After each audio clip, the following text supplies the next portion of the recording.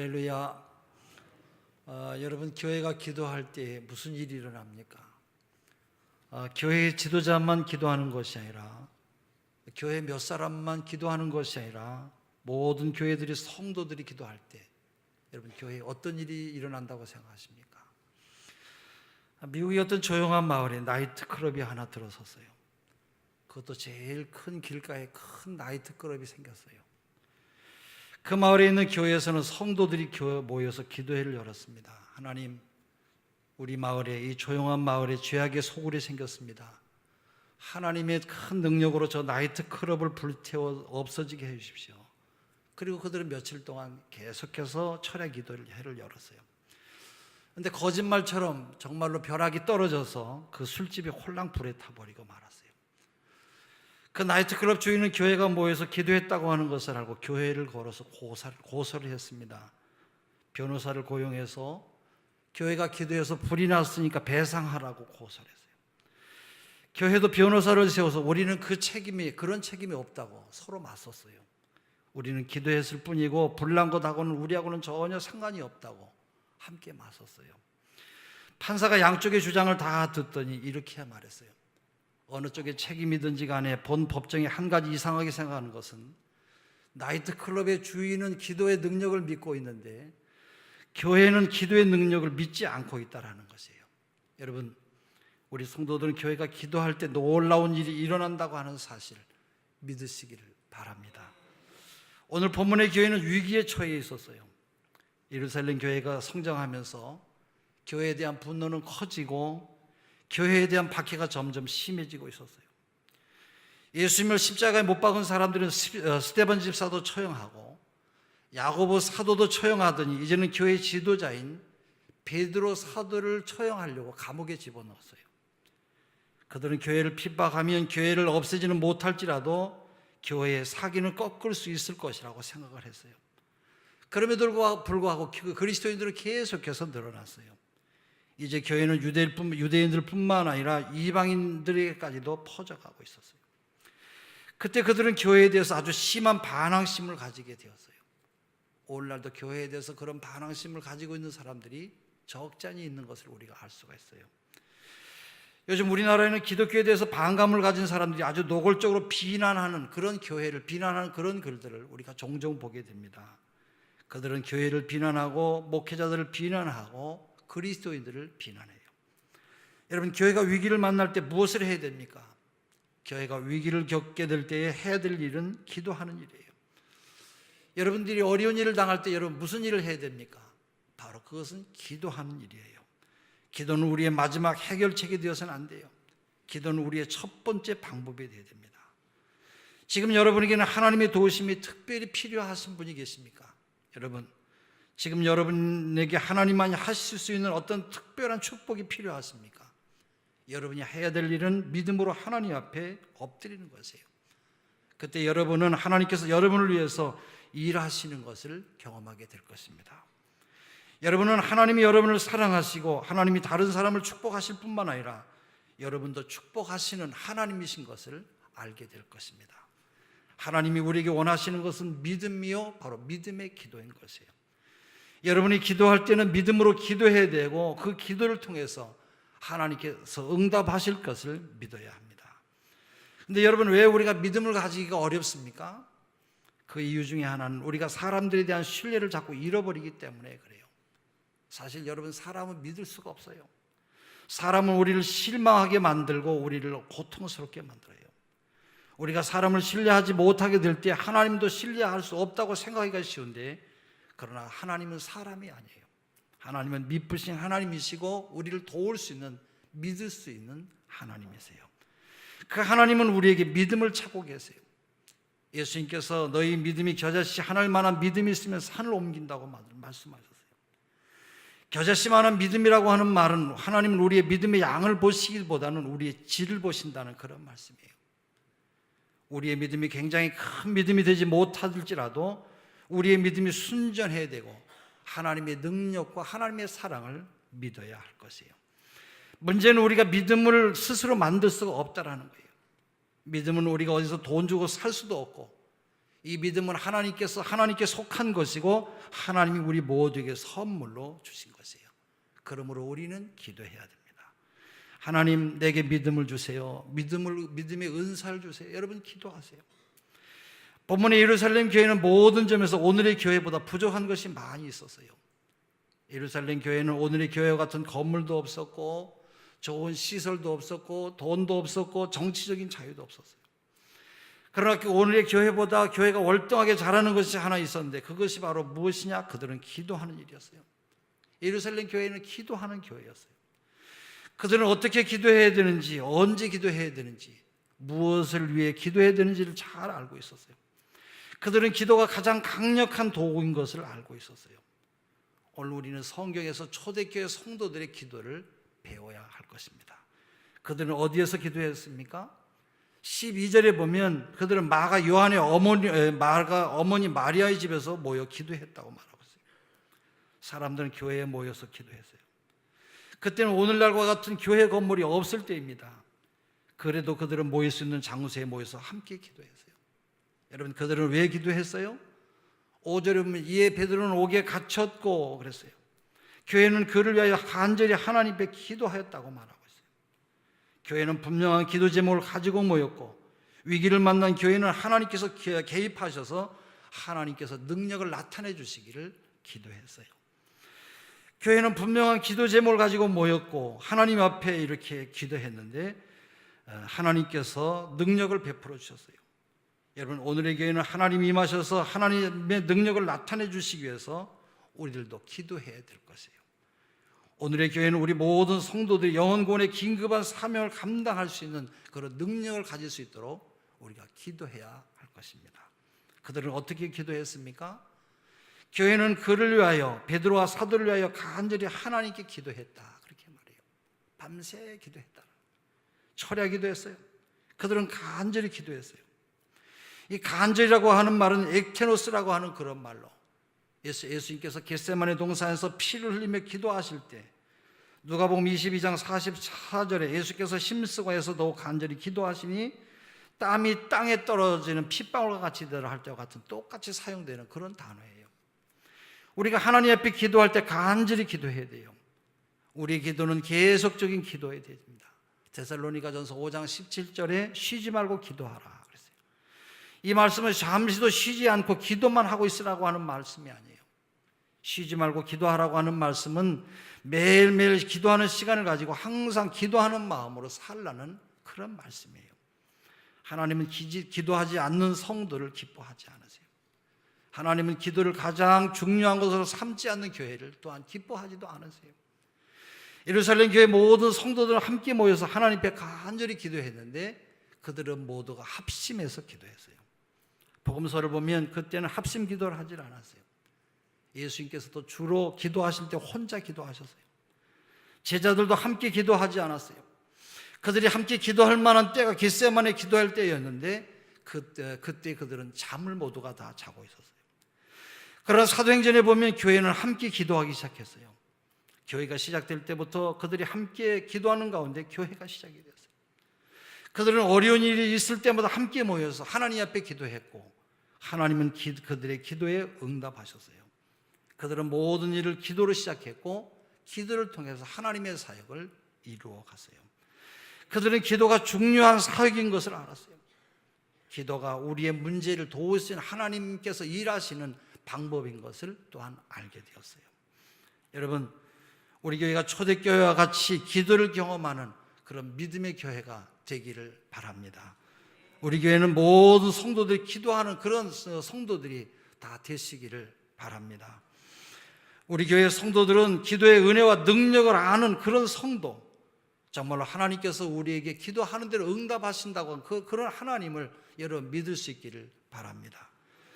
우리 교회 성도들에게는 기도가 마지막 수단이 되지 아니하고 기도가 첫 번째 방법이 되시기를 바랍니다.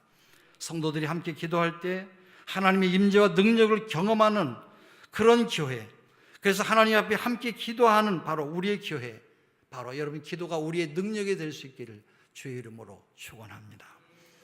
여러분, 우리 모두 우리 교회가 기도하는 이 교회가 될 수 있을지 여러분 한번 고민을 해보세요. 우리 교회가 초대교회처럼 기도하는 교회가 될 때 여러분 어떤 일이 일어나게 되겠습니까? 오늘 본문은 초대교회처럼 교회가 기도할 때 무슨 일이 일어났는지를 우리에게 말씀하고 있어요. 교회가 기도할 때 첫 번째 일어나는 일은 하나님께서 그 기도를 들으신다라는 거예요. 할렐루야. 우리 한번 따라서 하세요. 교회가 기도할 때 하나님이 들으신다. 예, 아멘. 예, 교회가 기도할 때 하나님이 들으시는 것이에요. 기도의 중심은 우리 자신에게 있질 않아요. 기도의 중심은 기도를 들으시는 하나님에게 있어요. 우리가 여러분 기도를 적절히 잘해서 하나님이 일하시게 만드는 것이 아니에요. 기도가 이루어지는 것은 기도를 들으시겠다고 하나님이 약속했기 때문에 그런 것이에요. 위대한 과학자였던 아이삭 뉴턴은 이런 말을 했어요. 내가 나의 망원경으로 우주의 저 먼 곳을 바라볼 수 있지만 그러나 내가 그것을 내려놓고 내 방에 들어가서 문을 닫고 무릎을 꿇고 하나님께 진심으로 기도할 때 나는 더 분명히 천국을 볼 수 있고 더 가깝게 하나님을 느낄 수 있다고 말했어요. 기도하는 사람은 이 말이 무슨 일인지 알 것이에요. 1950년에 인디안 아우커 인디언들에게 순교한 짐 얼리어 선교사는 이런 말을 했어요. 하나님은 지금도 하나님 보호자에 계시고 사람은 지금도 그의 발등상에 있다. 그리고 그 사이에는 오직 무릎만큼의 거리만 있다. 그런 말을 했어요. 여러분, 기도의 신비한 진실은 하나님이 우리의 기도를 들으시고 우리의 기도를 응답하신다는 사실이에요. 요한일서 5장 14절 15절에 그를 향하여 우리가 가진 바 담대함이 이것이니 그의 뜻대로 무엇을 구하면 들으심이라. 우리가 무엇이든지 구하는 바를 들으시는 줄을 안즉 우리가 그에게 구한 그것을 얻는 줄을 또한 아느니라. 우리가 기도할 때 일어난 첫 번째 일은 하나님이 우리의 기도를 들으신다라는 것이에요. 두 번째는 교회가 기도할 때 일어나는 일은 상황이, 환경이 바뀐다라는 거예요. 우리 한번 따라서 하겠습니다. 교회가 기도할 때 상황이 바뀐다. 예, 상황이 바뀌어요. 지금 초대교회는 심각한 상황에 처했어요. 야고보 사도는 순교당했어요. 야고보 사도가 누구입니까? 베드로, 요한, 야고보, 예수님을 가까이 모셨던 제자 중에 한 사람이었어요. 이제 베드로 사도도 잡혀가서 똑같은 운명을 만날 그런 환경이에요. 교회는 다시 모두가 모여서 기도했어요. 물론 그들이 야고보 사도가 체포되었을 때도 기도했을 것이에요. 그러나 야고보 사도는 처형이 되었어요. 그들이 기도하는 것은 무엇이나 다 원대로 이루어지는 것은 아니라고 하는 것을 알고 있었어요. 바로 결정은 하나님이 하신다는 거예요. 성도들은 모여서 베드로 사도를 위해서 열심히 기도했어요. 우리가 기도하는 것은 하나님이 우리에게 기도할 것을 명령하셨기 때문이고 우리가 기도할 때 하나님은 하나님의 선하신 뜻대로 처리할 것을 믿기 때문인 것이에요. 성도들이 합심해서 기도할 때 무슨 일이 일어났습니까? 요즘 텔레비전에 보면 텔레비전 스크린 한쪽에 작은 화면으로 또 다른 채널을 볼 수가 있듯이 교회가 지금 열심히 기도하고 있는데 또 한편으로는 감옥에서는 놀라운 일이 일어나고 있었어요. 감옥에 천사가 나타났어요. 베드로가 누워있는 감옥 안에 갑자기 밝아지더니 천사가 나타나서 고온히 잠을 자고 있는 베드로의 옆구리를 쳐서 깨우면서 급히 일어나라고 쳤어요. 베드로가 깨어나는 순간에 쇠사슬이 스르르 벗겨졌어요. 천사는 띠를 띠고 신을 실으라고 해서 천사가 시키는 대로 그대로 따라했어요. 그 다음에는 겉옷을 입고 따라오라고 해서 천사를 따라갔더니 감옥문이 열리고 시내로 나가는 큰 세문도 저절로 열려졌어요. 그런 일이 일어나는데도 파수꾼들은 전혀 모르고 잠을 자고 있었어요. 베드로는 어떨더라 내가 환상을 보는가 생각했는데 거리 밖으로 나오니까 천사가 떠나가고 그제서야 정신이 번쩍 들어서 하나님이 천사를 보내서 나를 구하셨구나 알게 되었어요. 여러분, 바로 이것이 기도의 능력인 줄로 믿습니다. 능력 있는 기도는 우리의 환경을, 우리의 상황을 언제나 바꿔놔요. 우리가 기도하는 것은 기분 전환이나 좀 하려고 하는, 그래서 여러분 기도하는 것이 아니에요. 우리가 기도할 때는 하나님이 우리의 삶에 개입하셔서 우리의 상황을 바꿔주실 것을 기대하며 기도하는 것이에요. 기도하는 성도들은 여러분 상황이 바뀌어질 때 이것이 우연히 일어난 것이 아니라 하나님께서 우리의 기도에 개입하셔서 하나님께서 그 일을 하셨다고 하는 것을 알게 되는 것이에요. 그래서 교회가 기도할 때 첫째는 하나님이 들으시고요. 두 번째는 교회가 기도할 때 상황이 바뀌어져요. 세 번째는 교회가 기도할 때 성도들이 놀라게 돼요. 바로 이것이 교회가 기도할 때 일어나는 그런 일인 것이에요. 교회가 기도할 때 성도들이 놀라게 된다. 우리 한번 따라서 하세요. 교회가 기도할 때 성도들이 놀라게 된다. 예, 할렐루야. 교회가 믿음으로 기도했다고 해도 막상 그 기도가 이루어질 때 그들은 놀라게 돼요. 감옥에서 나온 베드로 사도는 그 길로 성도들이 모여서 기도하고 있는 마가 요한의 어머니 마리아 집으로 달려갔어요. 가서 문을 두드렸어요. 그때 로데라고 하는 소녀가 나왔다가 베드로 사도의 음성을 듣고 너무 반가워서 그 반가운 나머지 그냥 뛰어들어가서 베드로 사도께서 문 밖에 오셨어요. 모두가 다 그들에게 말을 했어요. 그때 성도들이 뭐라고 말했습니까? 15절에 우리 한번 같이 읽어볼까요? 15절에 같이 읽습니다. 시작.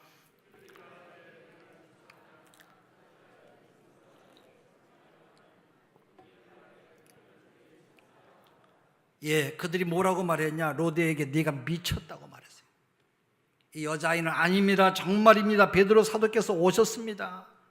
그러면 그 천사가 왔는가 보다 그렇게 말했어요.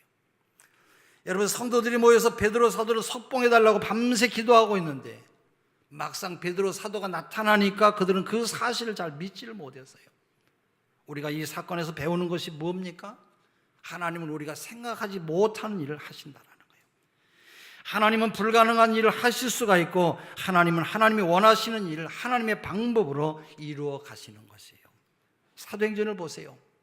오순절날 성령이 강림하셨어요. 그들은 방언을 하기 시작했어요. 안진뱅이가 일어났어요. 사도들이 감옥에서 구출되었어요. 아나니아와 삽비라 부부가 성령을 속이다가 한날에 죽임을 당했어요. 스데반 죽음으로 사마리아에 복음이 전해졌어요. 에티오피아 내시를 통해서 아프리카에 복음이 전해졌어요. 사울이 그리스도인으로 회심했어요.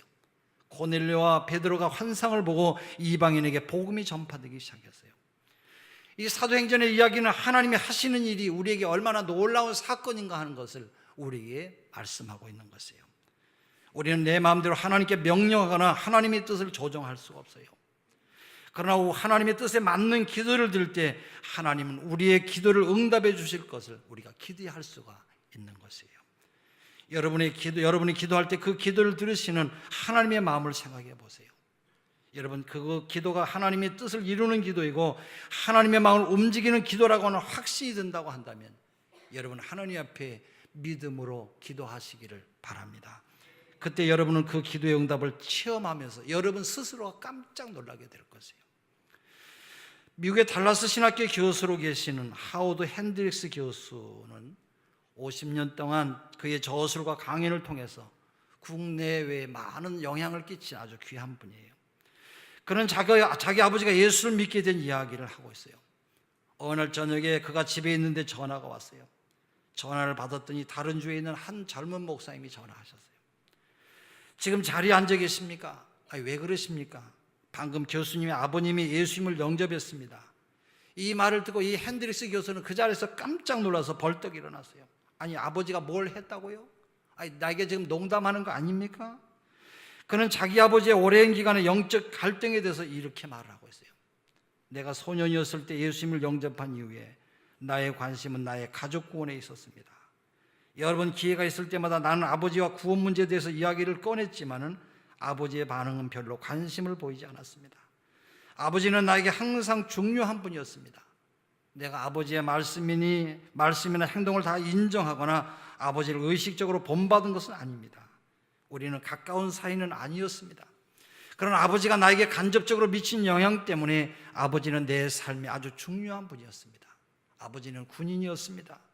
아버지가 세계 여러 나라의 전투에 관여하게 될 때마다 난 아버지의 신앙에 대해서 매우 예민해지곤 했습니다. 오랫동안 나와 우리의 가족은 아버지를 위해서 기도해 왔습니다. 그러나 아버지의 대답은 항상 똑같았습니다. 아들아, 걱정하지 마라. 내 신앙은 내가 알아서 할 테니까. 그는 마치 국방부 간부를 조종하듯이 하나님을 조종할 수 있는 것처럼 언제나 그렇게 말을 했습니다. 근데 하나님은 부치 하드맨이라고 하는 젊은 목사를 통해서 이 문제에 개입하셨어요. 어느 날 부치 목사가 비행기를 타는데 그의 친구가 카세트 테이프를 하나 주면서 핸드릭스 교수의 강연이라고 하면서 당신이 꼭 한번 들어야 될 테이프라고 하며 주었어요. 그 테이프에서 내가 아버지의 구원 문제에 대해서 걱정하는 말을 많이 했었습니다. 부치 목사는 자기 아버지가 돌아가시기 직전에 예수님에 대해서 나누었던 일을 기억하면서 잘 알지 못하지만은 그의 아버지 조지 핸드릭시에 대해서 이야기하기 시작했어요. 그리고 몇 달 후에 부치 목사는 목회자 수련회에 참석해서 강사인 나를 만나게 되었어요. 그 수련회에 부치 목사는 교회 차를 운전하고 가고 있었는데 타고 있던 교인들을 다 내려주고 돌아가는 길에 코너 한 길에 서 있는 사람을 우연히 보게 되었습니다. 그 사람은 너무나도 하워드 핸드릭스 교수를 닮은 사람이었어요. 혹시나 해서 그는 차를 후진한 다음에 차에서 내려서 그 사람에게 다가가서 물었습니다. 혹시나 해서 여쭤보는데요, 혹시 하워드 핸드릭스 교수님의 아버지십니까? 그랬더니 그 사람은 매우 당황한 표정으로 예, 맞습니다. 당신은 우리 아들의 제자입니까? 아닙니다. 그렇지만 핸드릭스 교수님은 저를 확실히 도와주셨습니다. 커피 한잔 하실 시간이 계십니까? 예. 그래서 부치 목사와 아버지와 우정이 시작이 되었어요. 부치 목사는 조심스럽게 성령님의 인도하심을 따라 접근했어요. 분명히 핸드릭스 씨는 목회자를 만나는 것을 부담스러워했어요. 그래서 오랫동안 부치 목사는 아버지를 자기 교회에 참석하라고 말하지 않고 그냥 자기 사무실에 차 마시러 오라고만 권면했습니다. 그리고 인내심을 가지고 그의 끝없는 전투 경험담과 담배 연기를 참으면서 계속해서 이야기를 나눴어요. 오래지 않아서 그는 아버지가 후두암의 판정을 받았다는 사실을 알게 되었고, 몇 달 후에는 아버지의 병상에서 핸드릭스 씨를 찾아갔어요. 핸드릭스 씨, 저는 곧 성지순례 여행을 떠나게 되었습니다. 오늘 저녁은 제가 선생님의 이야기를 듣는 대신에 내가 좀 이야기를 해도 되겠습니까? 그렇게 하라고 했어요. 허락을 받은 부치 목사는 예수님과 니고데모의 이야기를 간단하게 해줬어요. 그리고 그날 핸드릭스 씨는 예수 그리스도를 구세주로 영접했어요. 그때 핸드릭스 씨는 침대에서 벌떡 일어서더니 웃으면서 경례를 하면서 이렇게 말했어요. 이제 저는 새로운 사령관을 모시게 되었습니다. 그날 밤 부치 목사는 달라스에 있는 나에게 전화를 한 것입니다. 내가 아버지를 마지막으로 보았을 때 나는 내가 알고 있었던 아버지가 그분인지 믿을 수 없을 정도로 아버지의 몸은 몹시 쇠약해져 있었습니다. 그러나 그의 정신은 어느 때보다 활기찬 모습이었어요. 그리고 아버지의 유언에 따라 부치 하드맨 목사가 아버지의 장례식을 인도했습니다. 워싱턴의 알링턴 국립묘지에 모인 가족들과 군인 가족들 앞에서 그는 예수 그리스도의 구원의 복음을 힘있게 전했습니다. 총소리가 울려 퍼지는 동안 난 하나님께서 42년 동안 나의 기도를 응답해 주셨음을 깨닫게 되었습니다. 42년간의 기도, 42년간의 기다림, 하나님이 과연 역사하실 것인지 고민하며 기도했던 이 42년간의 기도가 마침내 이루어진 현장을 보았습니다. 42년이 지난 후에 하워드 핸드릭스 교수는 기도응답으로 인해 놀라게 된 수많은 성도들의 무리에 합세하게 되었습니다. 여러분, 우리가 기도할 때 하나님은 우리의 기도에 응답하신다고 하는 믿음을 가지시고 기도하시기를 바랍니다. 하나님은 하실 수 있습니다. 하나님은 하실 것입니다. 하나님은 우리에게 영생의 선물을 주실 것입니다. 그래서 하나님의 영광을 드러낼 때 우리 모두는 놀라게 될 것입니다. 교회가 기도할 때 무슨 일이 일어납니까? 첫째는 하나님이 그 기도를 들으세요. 둘째는 그 기도를 통해서 우리의 상황을 바꿔주세요.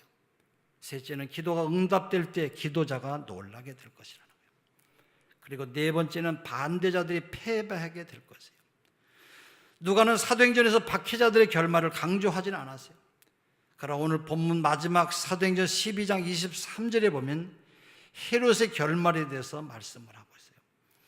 헤롯이 하나님께 영광을 돌리지 아니하므로 주의 사자가 고치니 벌레에게 먹혀 죽으니라 그랬어요. 교회가 기도할 때 헤롯의 계획은 수포로 돌아갔습니다. 교회가 모여서 뭐라고 기도했는지는 잘 기록되지 않았습니다만은 그것은 베드로 사도의 석방을 위해서 기도했을 것이고 교회를 핍박하는 세력이 제거되기를 위해서 아마 기도했을 것이에요. 베드로 사도는 기도를 통해서 풀려났고 헤롯은 그의 교만 때문에 죽고 말았어요. 헤롯은 기도하는 교회가 얼마나 강하다고 하는 사실을 미처 몰랐어요. 여러분, 교회는 하나님의 교회이고 교회 배후에는 하나님이 계세요. 교회는 말할 수 없는 핍박 속에서 지난 2000년간 계속 성장해서 온 믿음의 사람들을, 온 세상을 하나님께서 구원하셨어요. 오늘도 하나님은 기도하는 성도들을 통해서 일하고 계십니다. 이엠 바운즈라고 하는 분은 이렇게 말했어요. 오늘의 교회에 필요한 것은 더 좋은 기계나 시설이 아니라, 새로운 조직이나 더 훌륭한 방법이 아니라 성령님이 사용하실 수 있는 사람, 기도의 사람이다. 성령님은 방법을 통해서 일하시는 것이 아니라 사람을 통해서 일하신다. 성령님은 교회에게 기름을 부으시는 것이 아니라 기도하는 사람에게 기름을 부으신다. 여러분, 교회가 기도할 때 사탄은 떨기 시작할 것이에요. 사단은 성도들이 모여서 기도하는 것을 제일 싫어해요. 왜냐하면 성도들이 기도할 때 하나님의 능력이 임하게 되는 것을 알기 때문인 것이에요. 베드로 사도는 천사가 나를 따라오라고 할 때 순종했어요. 여러분, 금년에 우리 교회는 전도하는 일에 또 기도하는 일에 힘을 쓰고 있어요. 1000명 이상 모여서 예배하는 예배자가 증가하는 일을 위해서 우리 모두가 힘쓰고 있어요. 여러분은 한 영혼을 전도하는 일을 위해서 기도하고 계십니까? 여러분, 한 주일에 1시간 교회에 와서 여러분 기도하며 준비하고 계시냐 말이에요. 새벽 기도, 수요 기도, 아니면 구역 예배, 여러분 중보 기도 열심히 여러분 참석하실 수 있기를 바랍니다. 매일 교회에 나오지 못하는 분이라도, 남자나 여자분이나 구역 예배에 나와서라도 여러분 기도하세요. 또 하루 일을 시작하기 전에, 직장에 출근하기 전에 모두 출근하면서 기도하시고, 집에 돌아오시면서 영혼 구원을 위해서 여러분 기도하시는 여러분 되시기를 바랍니다. 11월 9일 총동원 주일을 준비하면서 우리 교회가 기도하는 교회가 되고, 모든 성도들이 기도의 은혜와 능력을 체험하면서 하나님 앞에 쓰임받는 성령 충만한 믿음의 사람들이 모두 다 될 수 있기를 주의 이름으로 축원합니다. 기도하겠습니다. 하나님